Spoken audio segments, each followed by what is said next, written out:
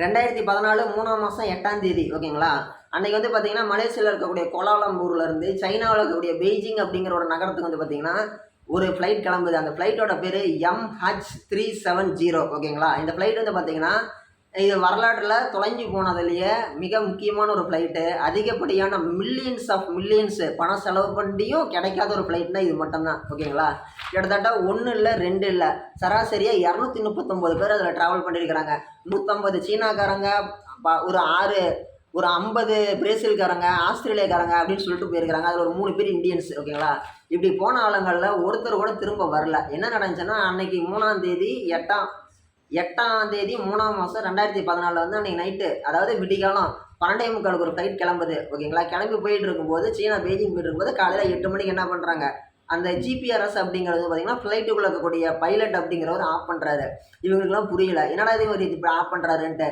ஒவ்வொரு driver of பண்ணாலுமே சேட்டலைட்லேருந்து ஒரு சிக்னல் வந்துகிட்டே இருக்கும். ஃப்ளைட்டு நீ இருக்கிறேன்னு சொல்லி கேட்டால் ஆமாம் ஃப்ளைட் நம்ம இருக்கிறேன்னு சொல்லுவோம். இந்த மாதிரியே நடந்துகிட்டு இருந்துக்குது. அன்னைக்கு சாயங்காலத்துக்கு மேலே அந்த சிக்னலும் கிடையாது ஓகேங்களா. அது ஒருவேளை கடலில் போய் முழுகிருக்கலாம் அப்படின்னு சொல்லி அவங்க வெளிப்படையாக சொல்லலை. இது பார்த்து சம்மந்தம் எல்லாம் என்ன சொல்கிறாங்க, இது வந்து ஏலியன் கடத்திட்டு போயிருக்கோம், இல்லை வந்து ஒரு போர்ட்டல் மூலிமா வந்து வேற ஒரு கேலக்சிக்கு போயிருக்கோம், அல்லது வந்து பார்த்திங்கன்னா யாரும் ஹைஜாக் பண்ணியிருப்பாங்கன்ட்டு. அப்படி நடந்ததுக்கான எந்த ஒரு சாத்தியமே கிடையாது. இல்லைன்னா நம்ம சொல்கிறதுக்குள்ள, இருக்குன்னு நம்ம சொல்கிறதுக்குள்ள ஓகேங்களா. அதாவது இந்தியாவில் மட்டும் இல்லை, உலகத்தில் எல்லா நாட்டோட சேட்டலைட்டுமே வந்து வானத்துக்கு மேலே தங்களோட எல்லைகளுக்கு உட்பட்டு இருக்கும். அப்படி இருக்கக்கூடிய ஒரு இடத்துல வந்து பார்த்திங்கன்னா எது புதுசாக கிராஸ் ஆனாலுமே நம்மளுக்கு தெரிஞ்சிடும். நம்மளுடைய ரேடாரை தாண்டி, நம்மளுடைய ஒரு சீக்வன்ஸை தாண்டி இராணுவம் ஓகேங்களா, ஒவ்வொரு நாட்டோட இராணுவமே வந்து பார்த்திங்கன்னா அவங்களுக்குன்னு ஒரு தனி ஸ்பெசிஃபிக்கான ஒரு இது வச்சுருப்பாங்க. எதிரி நாட்டு போர் விமானத்தை உள்ளே தான் கண்டுபிடிக்கிறதுக்கு.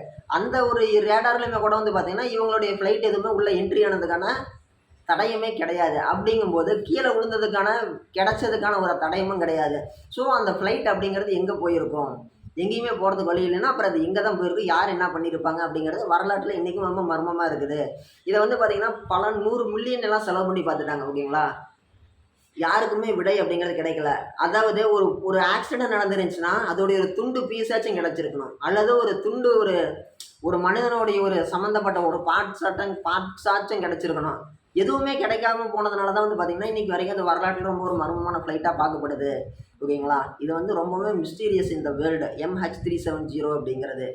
இதோட பார்ட் 2 வீடியோ அப்படிங்கிறது நம்ம விரைவில் மேக் பண்ணலாம். இது ஜஸ்ட் ஒரு பேசிக் தான், நம்ம பேசிக்கலாம்னு சொல்லிட்டு தான் பேசுனது. இதோட பார்ட் 2 வீடியோ நம்ம சீக்கிரமாக மேக் பண்ணலாங்க.